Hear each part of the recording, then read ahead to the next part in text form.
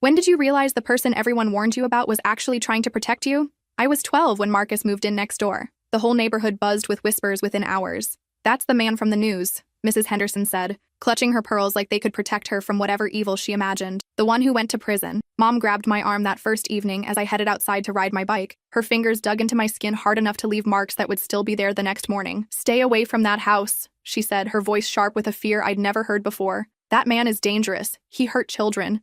I wanted to ask how she knew, what exactly he'd done, why someone dangerous would be allowed to live in our neighborhood. But the look in her eyes stopped me cold. This wasn't up for discussion. For weeks, I watched him through my bedroom window. He kept to himself, tending a small garden that was actually quite beautiful. Tomatoes and sunflowers, mostly, arranged in neat rows with little handwritten labels stuck into the soil. He never made eye contact with anyone, never waved back when kids rode past. When children appeared on bikes, parents would immediately call them back inside, their voices sharp with panic. The mailman wouldn't even walk up his driveway. He'd throw packages from the sidewalk and hurry away like the house itself was contaminated. Mrs. Patterson from across the street started a phone tree, calling every parent whenever Marcus left his house. He's headed toward the school, she'd whisper into the receiver. Better keep the kids inside today. The Homeowners Association held an emergency meeting to discuss the situation. I wasn't supposed to know about it, but I heard Mom on the phone with Mrs. Chen, their voices low and worried. We've contacted a lawyer, Mom said. There has to be something we can do, some way to get him out of here. But apparently there wasn't. Marcus had served his time, whatever that time had been for. He had every legal right to live wherever he wanted,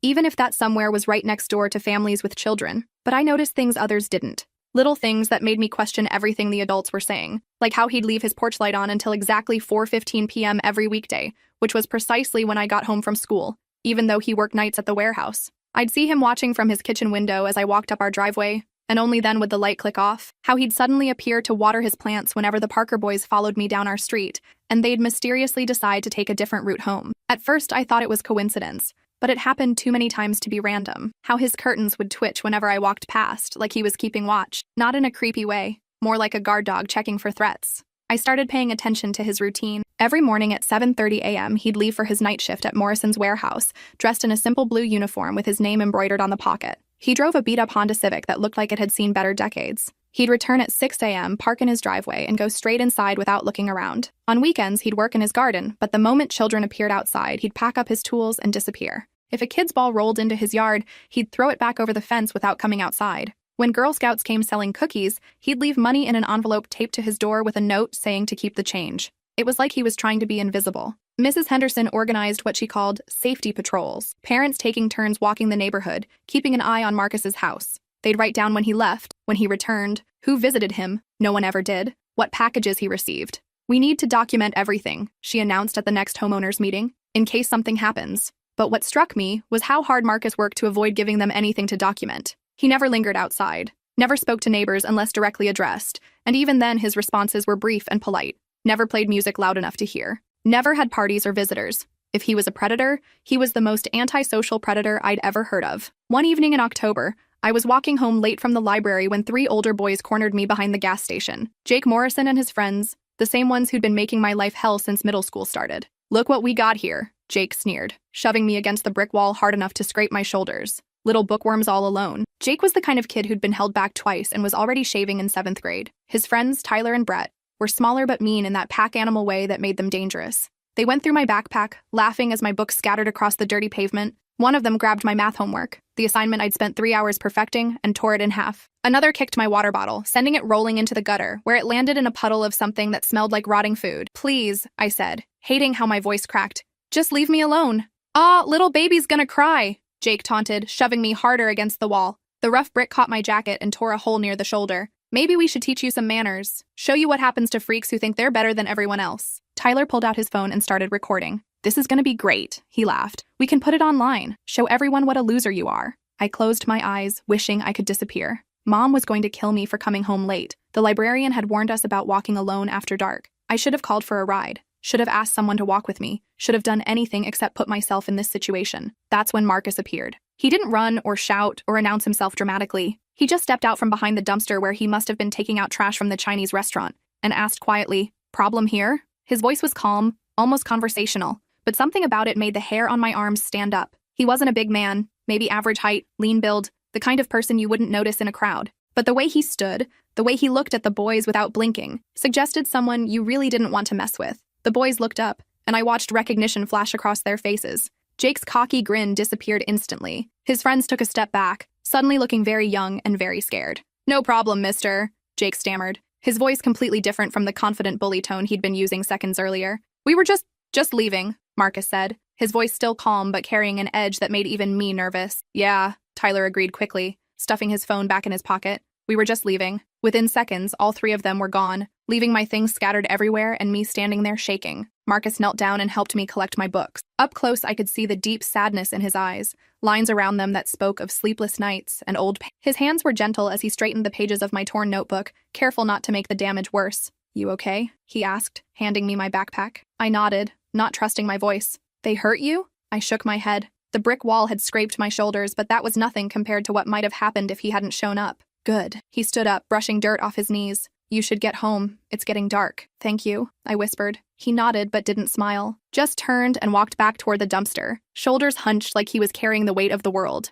I made it home just as Mom was starting dinner. She took one look at my torn jacket and the scrapes on my hands and immediately launched into protective parent mode. "What happened? Are you hurt? Where have you been?" I told her about staying late at the library, about the boys cornering me, about someone scaring them away. I didn't mention who that someone was. "This is exactly why I don't want you walking alone after dark," she said, dabbing antiseptic on my scraped palms. "There are dangerous people out there." The irony wasn't lost on me. The dangerous person everyone warned me about had just saved me from actual danger. The next day, Mom was waiting when I got back from school. Her face was white with fury, and I knew immediately that someone had seen me with Marcus. "Mrs. Chen saw you talking to him," she said, her voice shaking with a mixture of fear and anger. "I specifically told you to stay away from that monster." "But Mom, he just helped me." "Don't you dare defend him," she snapped, and I was shocked by the venom in her voice. Mom rarely raised her voice.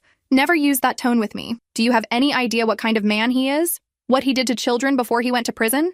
I tried to explain about the bullies, about how Marcus had just been taking out trash and happened to be there, about how he'd never even really talked to me. But Mom wasn't listening. She was already grabbing her keys. "We're going to see Pastor Williams," she announced. "Right now." The drive to the church was silent and tense. Mom's knuckles were white on the steering wheel, and she kept glancing at me in the rearview mirror like I might disappear. Pastor Williams met us in his office, which was decorated with crosses of every size and material, family photos showing 3 generations of smiling people, and motivational posters with Bible verses in flowing script. He was a kind man in his 60s, who'd baptized me as a baby and had always treated me like one of his own grandchildren. But today, his expression was serious as he sat me down and spoke in careful, measured words about dangerous people and how they operated. "Predators are smart, Emma," he said, leaning forward with his hands clasped on his desk. "They don't look like the monsters in movies. They look like friendly neighbors, helpful teachers, respected community members. They pretend to be kind to gain children's trust." He pulled out a pamphlet from his desk drawer, one of those educational materials with pictures of smiling adults talking to children, designed to teach kids about stranger danger. "They study kids' routines," he continued, pointing to illustrations that suddenly seemed more sinister than educational. "They learn their vulnerabilities, find ways to seem helpful. They position themselves as rescuers so children will trust them." "But he didn't offer me anything," I protested. "He just scared away some bullies and told me to go home." Pastor Williams nodded gravely, like this was exactly what he'd expected me to say. "That's precisely what I'm talking about. He positioned himself as your rescuer so you'd feel grateful to him. Trust him. Next time, he might offer to walk you home for safety, then maybe invite you inside for a snack or to use the bathroom." He opened the pamphlet to a page showing the progression of predatory behavior. The slow escalation from helpful stranger to dangerous situation. "That's how these men operate, sweetheart. They're patient. They build relationships slowly. They make children feel special, chosen, protected." Mom squeezed my shoulder, her grip tight enough to hurt. "This is why you need to report any contact immediately, before you become his next victim." I nodded and promised to stay away, but something didn't add up in my 12-year-old brain. If Marcus was hunting for victims, why did he avoid children completely? I'd been watching him for weeks, and I'd never seen him try to talk to any kid in the neighborhood. When the elementary school bus stopped at our corner every morning, he'd retreat inside his house until it left.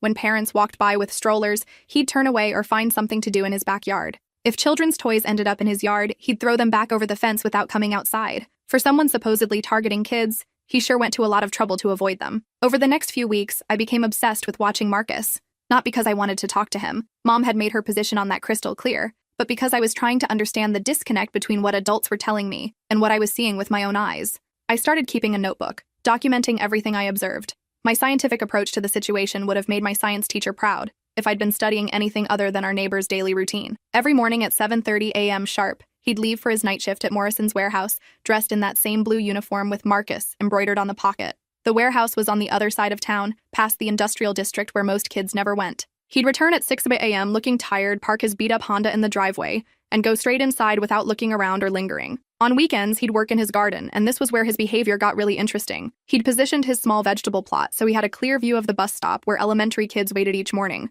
but also so he could retreat quickly if any of them approached. I watched him plant tomatoes, sunflowers, green beans, and herbs in neat rows with little handwritten labels. His garden was beautiful, clearly the work of someone who cared about growing things properly. But the moment children appeared outside, he'd pack up his tools and disappear inside. It was starting to feel less like stalking behavior and more like protection. One Saturday morning, I decided to test my theory. Instead of staying inside like Mom preferred, I sat on our front porch with a book, clearly visible from Marcus's yard. Sure enough, within minutes of settling into the porch swing, I saw his curtains twitch. But he didn't come outside, didn't try to talk to me, didn't even wave. Instead, he stayed at his window, and I realized he was watching the street. When a white van I didn't recognize drove slowly past our house, Marcus moved to a different window to keep it in sight. When it turned around and came back, he stepped onto his porch. The van kept driving, but Marcus stayed outside for another 10 minutes watching. When I told Mom about the van, she was immediately concerned. What kind of van? Did you see who was driving? But when I mentioned that Marcus had been watching it too, her expression changed. He was probably the one driving it earlier, she said dismissively. Predators often case neighborhoods, looking for opportunities.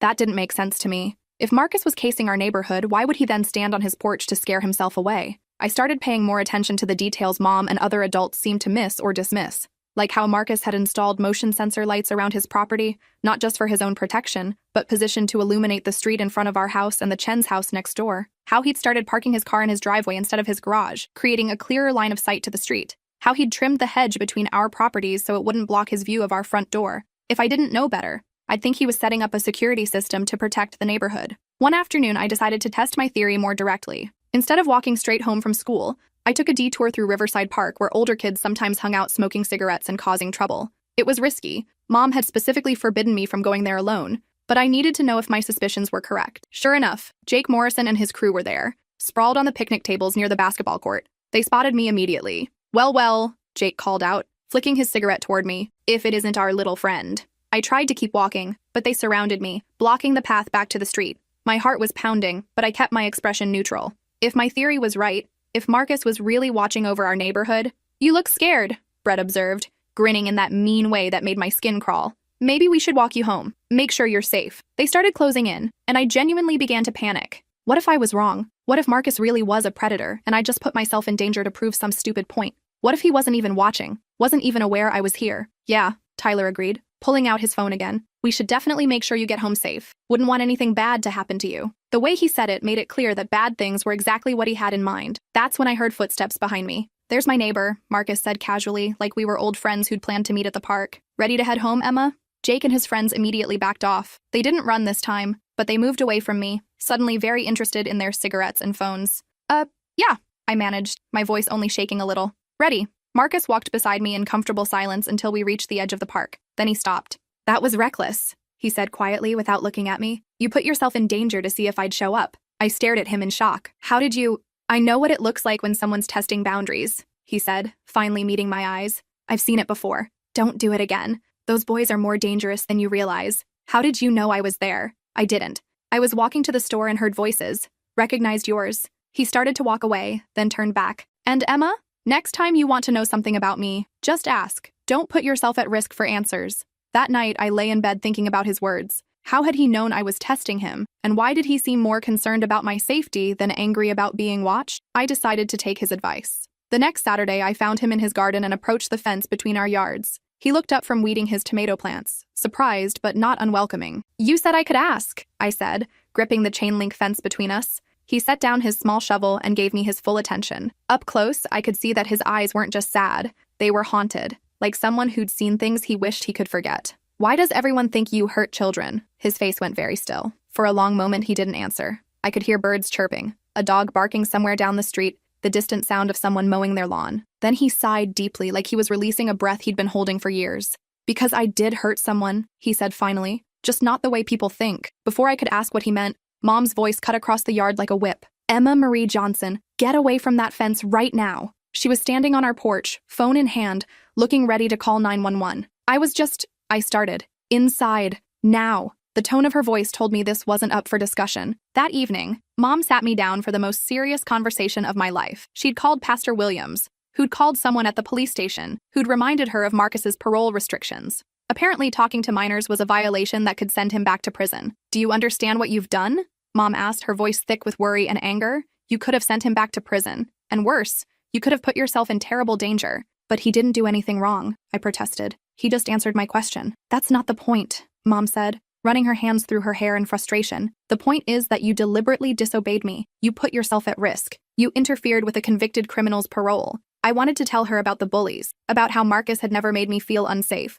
about all the little things that suggested he was protecting rather than hunting. But I could see the fear in her eyes was real, and arguing would only make things worse. "Promise me," she said, gripping my shoulders. "Promise me you'll stay away from him. No more watching, no more questions, no more contact of any kind." I promised, but I couldn't stop thinking about what Marcus had said. He'd hurt someone, but not the way people thought. What did that mean? Late that Thursday night, I heard shouting from Marcus's yard. I peeked through my curtains and saw 3 men surrounding him on his front lawn. They were all bigger than Marcus, dressed in dark clothes, their faces twisted with anger. "We know what you did," one of them yelled, shoving Marcus backward. "We know why you were in prison, you sick freak. Kids aren't safe with you around," another shouted, pushing him from a different direction. Marcus stumbled but didn't fight back, didn't even raise his hands to defend himself. "Maybe we should take care of this problem ourselves," the third one said, and something about his tone made my blood run cold. "Save the taxpayers some money." Marcus just stood there, hands at his sides, taking every insult and threat. He never raised his voice, never fought back, never even tried to defend himself. "I understand why you're angry," he said quietly,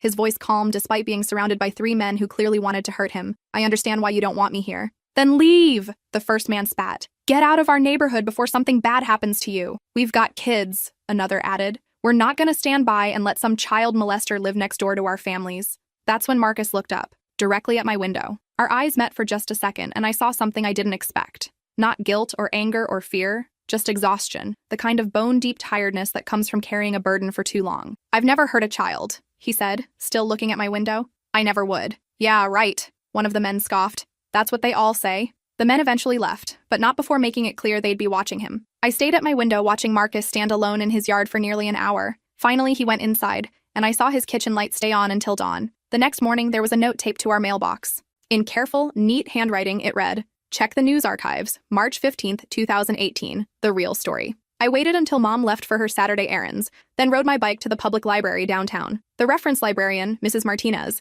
helped me access the newspaper archives on one of the computers. My hands shook as I typed in the date Marcus had specified. March 15th, 2018. There it was, buried on page 3 of the local section with a headline that made my heart stop. "Local man sentenced for assault on registered sex offender." My stomach dropped as I read the first paragraph. The article wasn't about Marcus being dangerous. It was about him being arrested for attacking someone else, someone who was the actual predator. According to the report, Marcus Torres had discovered that his neighbor, David Kellerman, was sexually abusing multiple children in their neighborhood. The article was sparse on details, but it painted a picture that was completely different from what everyone in our current neighborhood believed. Marcus had been living in a different part of town 3 years ago. He'd noticed strange patterns around Kellerman's house, children going in happy and coming out upset, parents dropping kids off for tutoring sessions that seemed to leave the children traumatized, a pattern of behavioral changes in neighborhood kids that concerned him. When police failed to act on Marcus's reports, he'd confronted Kellerman directly. The confrontation turned violent, and Marcus was arrested for assault and battery. But buried deeper in the article was a quote from Detective Sarah Mills that changed everything. While Mr. Torres's actions were legally wrong, his persistence in reporting suspected abuse likely prevented further victimization. Several children have since come forward with allegations against Mr. Kellerman, who is now facing multiple felony charges. I kept reading, my hands trembling as I scrolled through related articles. David Kellerman had been living in Marcus's old neighborhood for over a decade. He'd been a respected member of the community. He ran a youth group at the local community center, offered free babysitting services to struggling single parents, hosted sleepovers and camping trips for underprivileged children, all while systematically abusing them. The same pattern Marcus had recognized and tried to stop. I found follow-up articles from the weeks and months that followed. 17 children eventually came forward with testimony about abuse that had been happening for years. David Kellerman was sentenced to life in prison without the possibility of parole. And Marcus Torres, the man who'd sacrificed his freedom to stop a monster, was labeled as a violent criminal by everyone who only heard part of the story. I printed every article I could find and stuffed them into my backpack. The more I read, the clearer the picture became. Marcus had been the first person to report David Kellerman to authorities. When his initial reports were dismissed as the complaints of a paranoid neighbor, he'd started documenting evidence. He'd taken photos of children leaving Kellerman's house looking upset, recorded license plates of parents who dropped kids off for tutoring sessions, even followed Kellerman to public places to document his interactions with children. For months, Marcus had tried to build a case through proper channels. He'd contacted police, Child Protective Services, the school district, even the FBI field office. Everyone told him the same thing. Suspicion wasn't evidence, and they needed more than one man's accusations to launch an investigation, so Marcus decided to get the evidence himself. According to court records I found in the library's legal database, Marcus had confronted Kellerman directly, demanding he stop abusing children. When Kellerman laughed and threatened to have Marcus arrested for harassment, something in Marcus snapped. The fight sent Kellerman to the hospital with 3 broken ribs, a concussion, and a shattered wrist. It sent Marcus to prison for 3 years on assault charges, but it also opened the floodgates for Kellerman's victims to come forward. Within weeks of Kellerman's hospitalization, children started telling their parents what had been happening during those tutoring sessions and camping trips. The investigation expanded rapidly as more victims were identified, more evidence was collected, more charges were filed. By the time Marcus was sentenced, David Kellerman was facing 17 counts of child sexual abuse, 43 counts of child pornography possession, and multiple counts of child endangerment. Marcus had been right about everything, and everyone had punished him for it. I sat in that library chair, staring at the computer screen, feeling sick about everything our neighborhood had gotten wrong. Every adult in our current community had failed to learn the truth about the man living among us. We'd branded him as a dangerous predator, while ignoring the fact that he'd actually sacrificed everything to protect children from a real monster. I gathered my printouts and rode home, my mind racing with questions and guilt. How many other people had gotten the story wrong? How many neighborhoods had Marcus been forced to leave because of false assumptions? How long had he been carrying the burden of being labeled as the very thing he'd fought against? When I got home, Mom was waiting in the kitchen, and I could tell from her expression that she knew I'd been somewhere I wasn't supposed to be. "Where were you?" she demanded, crossing her arms. Instead of making excuses, I spread the articles across our kitchen table and watched her face change as she read. Her hands started trembling by the second paragraph. "Oh my God," she whispered after finishing the first article. "We got it all wrong. We all got it completely wrong." She read every article twice, then sat down heavily in her chair like her legs couldn't support her anymore. "That man," she said, her voice breaking, "that man went to prison for trying to protect children, and we treated him like a monster." "Mom, there's more," I said, pulling out the articles about David Kellerman's sentencing. "Look at what he was trying to stop." As she read about the 17 victims, about years of systematic abuse, about a predator who'd used community trust to access vulnerable children, I watched my mother's worldview crack and reshape itself. "How did we get it so wrong?" she asked, tears starting to fall. "How did we completely miss the truth?" "Because everyone only heard part of the story," I said, and the part they heard made Marcus sound like the bad guy. That evening, Mom did something I'd never seen her do before. She walked across the yard and knocked on Marcus's door. I watched from the window as she handed him the printed articles and spoke quietly for several minutes. Marcus listened without interrupting, nodded a few times, then gently closed the door. When she came back inside, her eyes were red from crying. "What did you say to him?" I asked. "I apologized," she said simply, "and I told him I was ashamed of how we'd treated him." "What did he say?" "That he understood why we were scared. That he didn't blame us for wanting to protect our children." The next few days were chaos in our neighborhood. Mom started calling other parents, sharing what we'd learned. Some refused to believe it. Surely the newspapers had gotten it wrong. Surely there was more to the story. But others began to have the same doubts I'd experienced, the same nagging feeling that something hadn't added up. Mrs. Henderson was the hardest to convince. She'd been the most vocal about wanting Marcus removed from the neighborhood, had organized the safety patrols and emergency homeowners meetings. "This is all very convenient," she said when Mom showed her the articles. "How do we know these aren't fake? How do we know he didn't plant them somehow?" But when Pastor Williams confirmed the story by calling his contacts in Marcus's former neighborhood, even Mrs. Henderson had to accept the truth. Within a week, police cars appeared on our street. Not to arrest Marcus, but to investigate the house 2 doors down from ours. David Kellerman's old house, where Dr. Richard Brennan now lived. The same Dr. B. Brennan who'd moved into the neighborhood 2 years earlier, shortly after Marcus's release from prison. The same Dr. Brennan who'd positioned himself as a child safety expert, hosting community workshops about protecting children from predators. The same Dr. Brennan who'd started an after-school tutoring program that met at his house twice a week. The same Dr. Brennan who'd volunteered to counsel children who'd been traumatized by news of the Kellerman case. And the same Dr. Brennan who'd been corresponding with David Kellerman in prison, continuing the work his mentor had started. When police raided Dr. Brennan's house, they found evidence that made even hardened investigators sick. Hundreds of images and videos. Documentation of ongoing abuse involving at least 12 children from our neighborhood, including my friend Jenny, who'd been tutoring there twice a week for the past year. That's when everything clicked into place with horrifying clarity. Marcus hadn't just been avoiding children to protect himself from false accusations. He'd been watching Dr. Brennan. All those times I'd seen him looking toward that house. All those strategic positions in his garden. All those careful routines. He'd been gathering evidence, again, but this time, he'd been smarter about it. This time, he'd learned from his mistakes. Instead of confronting the predator directly, he'd been documenting everything, building an airtight case, waiting for the right moment to present evidence that couldn't be dismissed or ignored. The manila envelope Detective Mills collected from Marcus contained 3 years of careful documentation. Photos taken with a telephoto lens showing children entering and leaving Dr. Brennan's house, license plate numbers of parents who dropped kids off for tutoring, behavioral observations of children before and after their sessions, even recordings of conversations between Dr. Brennan and David Kellerman, made during prison visits that Marcus had somehow documented. He's been working on this case for 3 years, Detective Mills told the gathered crowd of parents and reporters. Mr. Torres provided the key evidence that allowed us to build a prosecution case. The night Dr. Brennan was arrested, I found Marcus standing in his backyard, staring at the police cars surrounding the house 2 doors down. I walked over, ignoring Mom's worried calls from our porch. "You knew,"